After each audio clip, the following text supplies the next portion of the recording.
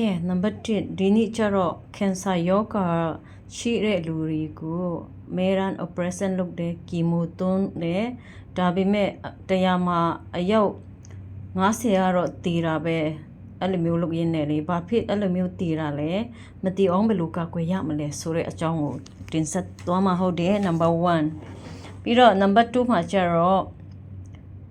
stage 4 cancer ဆိုရင်ဘာမှ operation မလုပ်ဘဲနဲ့နေတာကပူကောင်းတယ်ပြီးတော့ကုသတဲ့နီးရှိတယ်အဲ့လိုမျိုးကုသနီးနဲ့ကုရင်သူကျန်းမာလာတယ်ဆိုတဲ့ဟာကို number 2ပြောရမှာဟုတ်တယ်နော်ပြီးတော့ number 3မှာကျတော့ဘာလဲဆိုတော့တယောက်နဲ့တယောက် cancer ယောဂနဲ့ကြောက်ကယောဂကိုမဖြစ်အောင်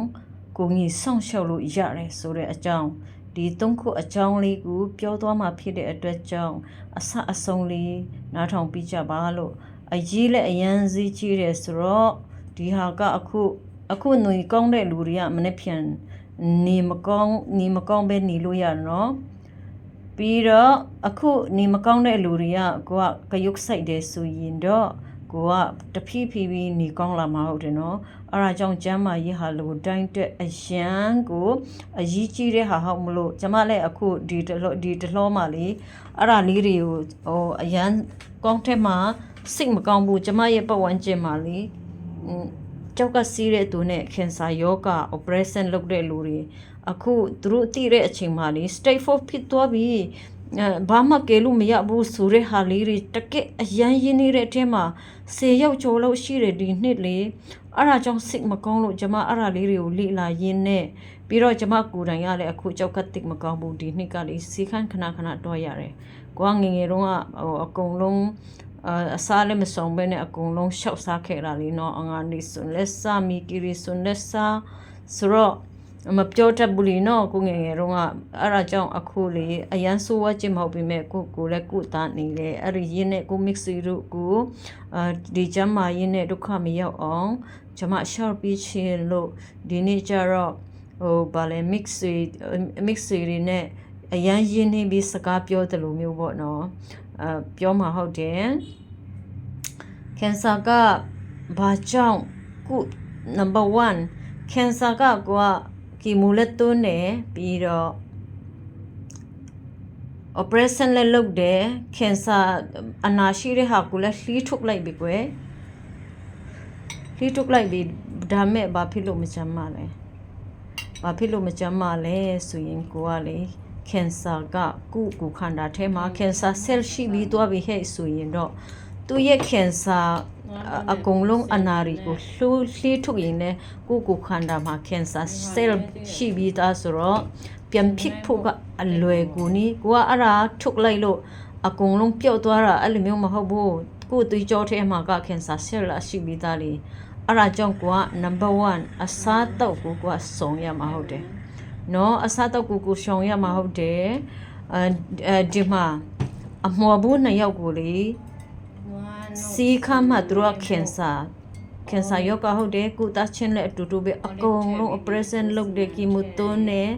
ဒါပေမဲ့နောက်6လဆိုရင်တယောက်ကဆိုးပါပဲမှကဲလို့မရဘူးအသက်ရှုံးသွားတယ်တယောက်ကတော့တဖြည်းဖြည်းနဲ့ကျန်းမာပြီးနေကောင်းလာတယ်သူတို့ဘာကိုတွေ့လဲဆိုရင်တယောက်ကအစားရှောင်တယ်တယောက်ကတော့အစားမရှောင်ဘူးဒီတိုင်းချိုက်တယ်လို့နေတယ်အဲ့လိုမျိုးဟုတ်တယ်နော်အဲ့ဒါကြောင့်ကိုကအစားမရှောင်ဘူးဆိုရင်ခဏလေးနဲ့3-4လလောက်မှကိုကလေအရန်ဆိုးပြီးမှတီးလို့ရတယ်နော်ကိုကအစားရှောင်တယ်ဆိုရင်တဘာဝလေးတွေအခုဒီဟာကျမစားတဲ့ဟာလေးတွေလည်းတဘာဝလေးတွေပဲတဘာလို့ဘဝလေးတွေစားမယ်ပြီးတော့အဲ့ဒီကြားထဲက cancer ဆိုရင်ဘာမတက်လဲအချိုမတက်ဘူးနော် cancer ဆိုရင်လုံးဝအချိုပတ်သက်ပြီးမစားရဘူးအမဲသားဆိုလည်းအဲ့လိုမျိုးလေးတွေဒေါက်တာတွေကပြောတဲ့ဟာလေးတွေရှိတယ်ပြီးတော့အမဲရန် cancer စာသမားတွေအမဲရန်မုံလာဥနေဖြော်ရည်လေးကိုအမဲရန်တောက်ပြီးပါပြီးတော့မနေ့စောမှလေတောက်စရာတွေအများကြီးရှိတယ်အခုကျမစိမ်မှာလည်းအများကြီးရှိတယ်cancer ပြီးတော့ကိုကျမကြီးကောင်းအောင်တောက်ရမယ့်ဟာလေးတွေပေါ့နော်အဲ့လိုမျိုးလေးတွေတောက်မယ်ဟင်းတီဟင်းရွက်ပြီးတော့ဒယ်ရီစားမယ်ပြီးတော့စိတ်ပျော်အောင်ထားမယ်အဲ့ဒါဆိုရင်ကျမ်းမာတယ်နော် မကြောက်နဲ့စိတ်လည်းမလှုပ်ရှားနဲ့ကျမကျမ်းမာမယ်ဆိုမှပျော်ပျော်နဲ့နေဖျားတရားလုပ်ပြီးတော့အစားတော့ကောင်းကောင်းစားပါအရာဆိုရင် cancer operation နဲ့ကီမိုတိုနဲ့သူကကျန်းကိုကျမ်းမာတယ်နော်မပူနဲ့နော်ဒါမဲ့ကိုစိတ်ကို cancer ဖြစ်တဲ့စိတ်တော့ကပဲရောက်နေပြီးမှအစားတော့လည်းမရှောင်ဘူးဆိုတော့အရာတော့မကြခင်မှာဒီမှာပဲပြီးတော့ number 2ကကျတော့ cancer ယောဂ stage 4ကိုအခုကျမအသိမိတ်ဆွေအရင်ချက်ထဲမှာကျမတို့သိတာ3-4လလောက်ပဲရှိသေးတယ်သူတို့နှစ်ယောက်က stage 4ဖြစ်ပြီးမကြခင်တည်မယ်ဆိုပြီးပြောထားတယ်နော်ဒါမဲ့မကြောက်ကြပါနဲ့ဘယ်သူမဆိုဒီမှာအကုန်လုံးက cancer stage 4ရီဆိုရင်တည်မယ်လို့ထင်ကြပြီမဲ့စိတ်ပြောအောင်ထားပြီးမှလီကောင်းလီတန်းနဲ့ဖျားတရားလုပ်ပြီးမှအစားတော့ကိုကြရုပ်ဆိုင်တဲ့လူတွေအများကြီးကြမ်းမာတဲ့သူရှိတယ်။နော်အဲ့ဒါကြောင့်စိတ်ပြောအောင်ထားပါပြီးတော့အစားတော့လေးတွေကိုရှောင်းပါနောက်ကြရင်တော့ဘာရှောင်းမယ်ဆိုတာလည်းပြောမယ်ဒီနေ့တော့ရှီသွားမှဆိုလို့မပြောတော့ဘူးနော်ပြီးတော့ကြောက်ကနဲ့ number 3ကျတော့တယောက်နဲ့တယောက်ဘယ်လိုကုန်ရလို့ရလဲဆိုရင်ကြောက်ကနဲ့ cancer ဟာပထမကဘာလဲဆိုတော့သူကစိတ်ဖိစီးမှုအရန်ရှိတဲ့လူတွေစိတ်တော့ကအရန်ရှိတဲ့လူတွေက cancer ဖြစ်တတ်တယ်နော်အဲ့လိုမျိုးလူတွေက cancer ဖြစ်တတ်တယ်အဲ့ဒါကြောင့်ကိုစကားကြောင့်သူမျက်စိငယ်အောင်မလုပ်ပါနဲ့ကိုရဲ့လုပ်ရက်ကြောင့်သူများဘဝမပြတ်ခိုင်းပါနဲ့အဲ့လိုမျိုးနာကျင်ပြီးရန်ခံစားတဲ့သူက cancer ဖြစ်ဖို့တရားမှာ90လောက်ရှိရနော်ပြီးတော့နောက်တစ်ခုကျတော့မျိုးရိုးမှာရှိတဲ့လူတွေအခုကနေအစားတော့ပဲဆက်ရမယ်ပြီးတော့ကိုမျိုးရိုးမှာ cancer ရှိပြီးမှကျမလည်းရှိမှာပါဆိုတဲ့ဟာစိတ်တော့ကဘာမှမထားနဲ့ပျော်နေပြီးမှလေအခုအစားတော့လေးကိုကြွဆိုင်ရင်ပျော်တယ်နော်အဲ့ဒါလေးကိုလာပြောပြတာပါပြီးတော့ကြောက်ကလည်းအဲ့လိုပါပဲကြောက်ကနဲ့ cancer ကစိတ်တော့ကရောက်တဲ့လူတွေကဖြစ်ဖို့များတယ်နော်ပြီးတော့ကြောက်ကစီးရဆိုရင်အရန်တနာဖို့ကောင်းတယ် cancer လည်းစီးရုံရောက်ပြီဆိုရင်အရန်တနာဖို့ကောင်းတယ်ပြီးတော့ဒေါက်တာစီမှာတွားရင်လည်းကိုက cancer stage 1လောက်မှပဲသူတို့ကသိတာလေပြီးတော့ကြောက်ကဆိုလည်းအဲ့လိုပဲလေအချက်လေးပြတ်မှသူတို့က stage 1လောက်မှပဲသူတို့ကသိသလားလို့ဘာဖြစ်လို့လဲဆိုတော့ကျမအတိ mix တွေပဲဖြစ်အခုကျမလည်းဒီနှစ်ဆိုရင်ကြောက်ကနဲ့ခဏစီယုံသွားရတယ်ကြောက်ကကိုစစ်တဲ့ချင်းချင်းကြောက်ကမှာဘာမှအနာမရှိဘူးကောင်းတယ်တဲ့အီးဟုတ်တယ်အနာမရှိဘူးကောင်းတာပေါ့ဒါပေမဲ့အခုကတီးမာလေးအမြုပ်လေးတွေထပ်တယ်နည်းနည်းလေးတော့မဟုတ်ဘူးအများကြီးပြီးတော့တစ်နှစ်လောက်ရှိနေပြီတက်လက်မတက်တာလာဘူးဒါမဲ့ကျမစိတ်ပြောအောင်ထားတယ်အစားတောက်နေပဲကုတယ်သူတို့စီမှာတွဲရင်တော့အဲ့ဒါနေကောင်းတယ်လို့ပြောတယ်နော်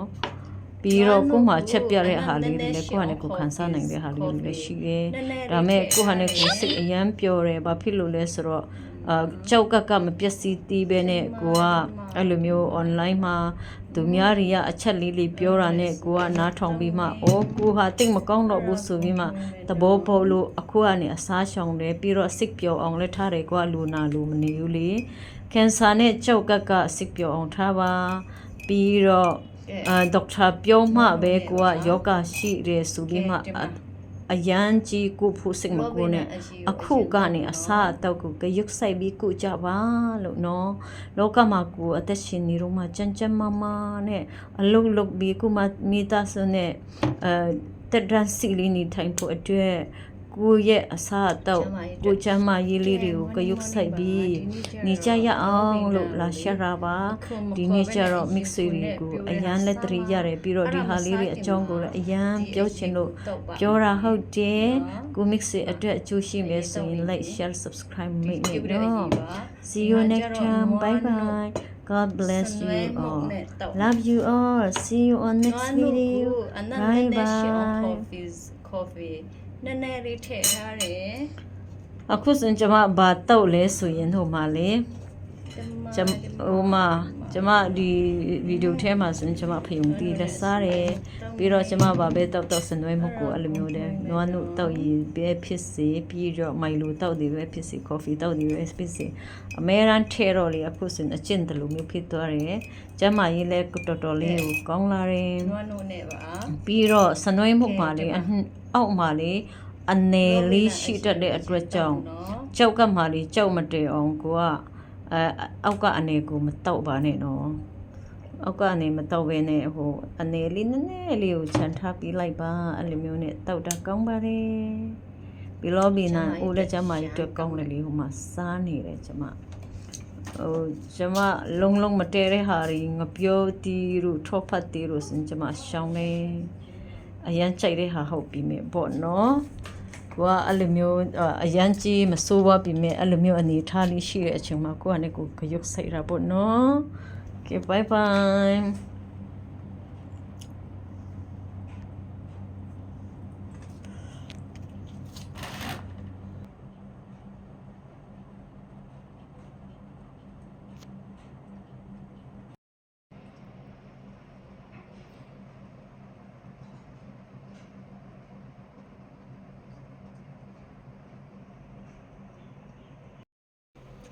ဒါကတော့ဒီဟာပြုတ်တဲ့အရှိပါ